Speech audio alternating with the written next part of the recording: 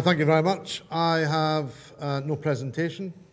I don't even have a photograph at the end. And if the truth be known, I haven't even got a speech.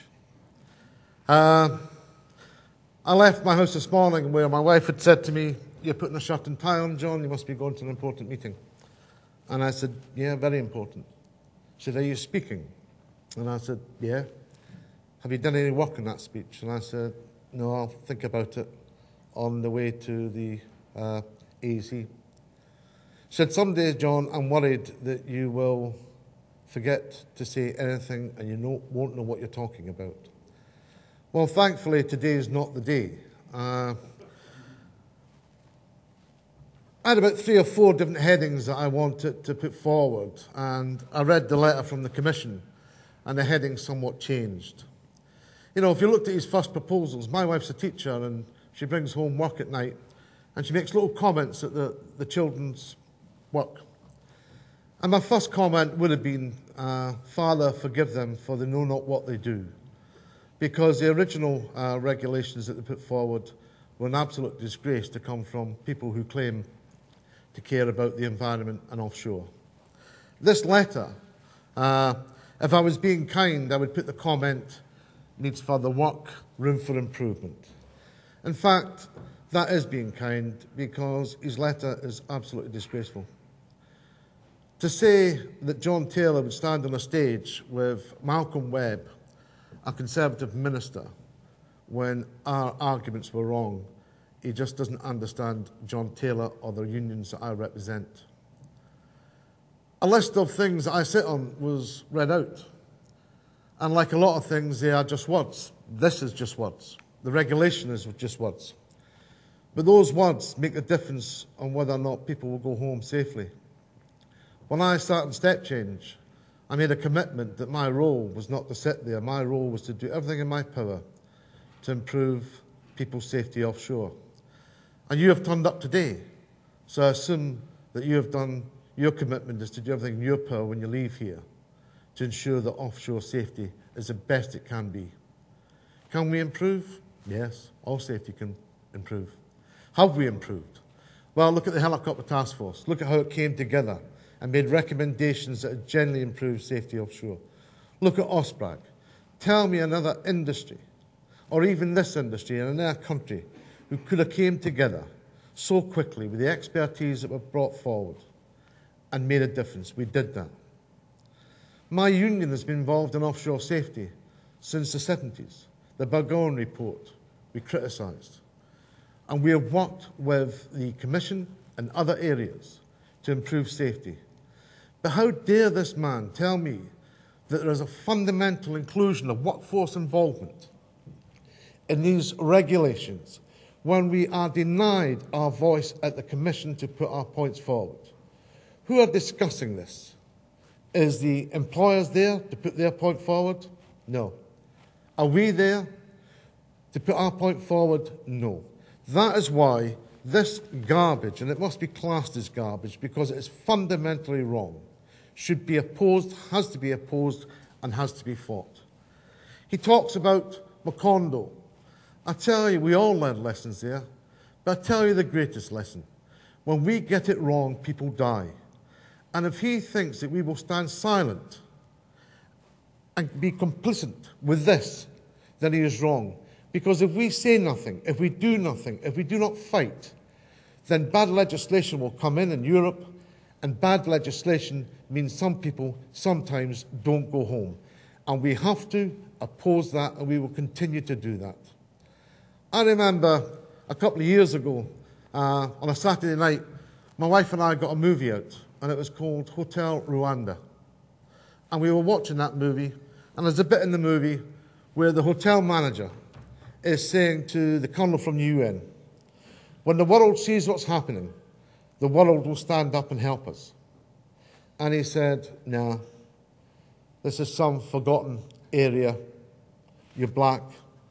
The world will be having their tea. They will see what's happening on the news, and they will turn to the wife and say, 'Isn't that a shame? Isn't that ridiculous?'" That's what I did. Turned to my wife and said, "Isn't that a shame? Isn't that ridiculous?" And I did nothing. Now, I'm John Taylor. I know some important people. And I did nothing. I have an internet in my office that links me to every trade union in the world. And I did nothing. It is so easy to do nothing. It is so easy to sit back. We can no longer, I know we should try to be diplomatic, and there's a lot of roles in this life that I may have taken up.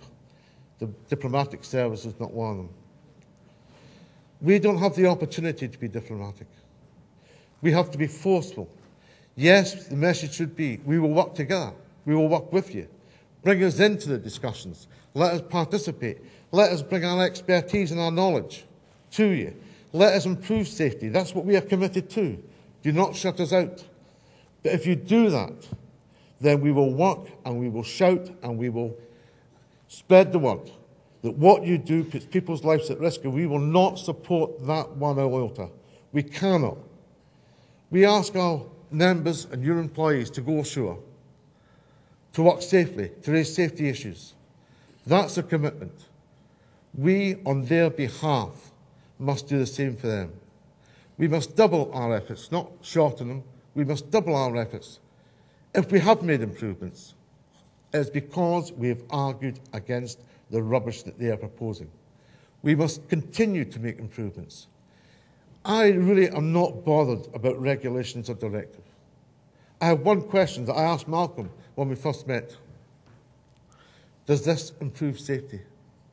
Because it has improved safety, I will support it. If it does not improve safety, I will oppose it.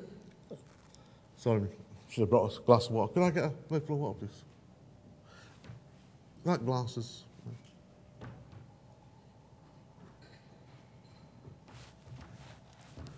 Thank you very much.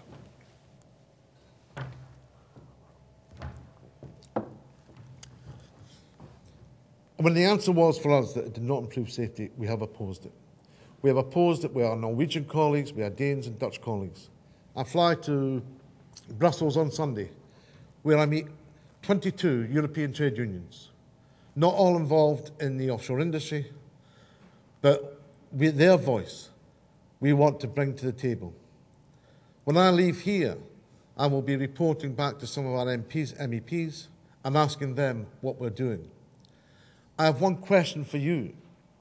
When you leave here, what will you do? Because attending this is not enough. We can walk out. Don't ever be in the situation like I was, where you sit back a year later and think you do nothing. The offshore workforce can tell you a thing or two. And there's been a lot discussed about the environment. Well, I'll tell you how to save the environment. Make sure there is no accidents on the platforms. Make sure the platforms are safe. Make sure the offshore workforce is safe and the environment will be safe. The proposed legislation does not do that. And we will continue, we must continue to work to change that. If we do not, then we have let down the people that you employ. And you, I, and Malcolm have failed. And it is not my intention to fail on this issue. It must be our intention to continue to win.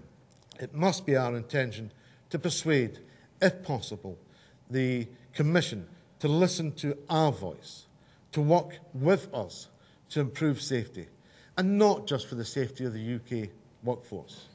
Our members work in Norway, Denmark, Eastern Europe. So it's our goal to ensure that there is a high standard, as good as the UK, if not better, throughout Europe, and we will continually work for that. You know, sometimes in this job you get a bit tired. This is the issue, that you wake up in the morning and you think, yes, this is why I do this job. I have given my commitment that I will do everything to improve the offshore workforce, how they work in that environment. I don't sit in step change for nothing. I sit in step change because we improve offshore safety. We have the ability to improve offshore safety. And when the legislation came in from Piper Alpha, did the HSE do it on their own? Did they sit in the room isolated? No. What did they do? They consulted with the partners within industry. They consult it with UK oil and gas. They consult it with the trade unions. We have an expertise. We have a knowledge. Use that knowledge, please. And if there's one thing to go out to the Commission, work with us, not against us. We should all be one interest, the safety of the offshore workforce. Thank you very much.